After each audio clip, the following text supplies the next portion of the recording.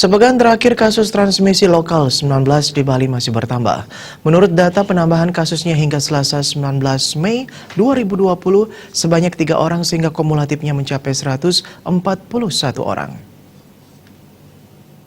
Menurut catatan Bali Pos dalam sepekan terakhir ini, penambahan kasus transmisi lokal terus bertambah. Pada Rabu 13 Mei 2020, jumlahnya mencapai 4 orang. Kemudian pada Kamis 14 Mei 2020, ada 3 orang tertular lewat transmisi lokal. Pada Jumat 15 Mei 2020 juga terjadi penambahan 3 warga terjangkit karena transmisi lokal.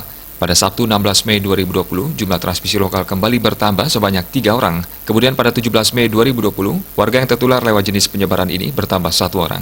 Pada Senin 18 Mei 2020, kembali ada 3 kasus baru jenis transmisi lokal. Ada 3 kabupaten kota yang menjadi zona merah transmisi lokal di Bali, yakni Buleleng, Denpasar, dan Bangli. Ketiganya secara bergantian ada penambahan kasus transmisi lokal. Untuk kasus terbaru yang penularannya lewat transmisi lokal, data dari pendataan.baliprof.go.id menunjukkan ada 2 wilayah yang warganya terjangkit, yakni Buleleng sebanyak 2 orang dan Denpasar 1 orang.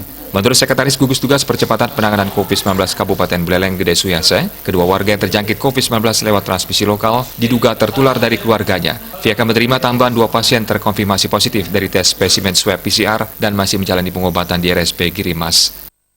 Dia Dewi Bali Pos melaporkan.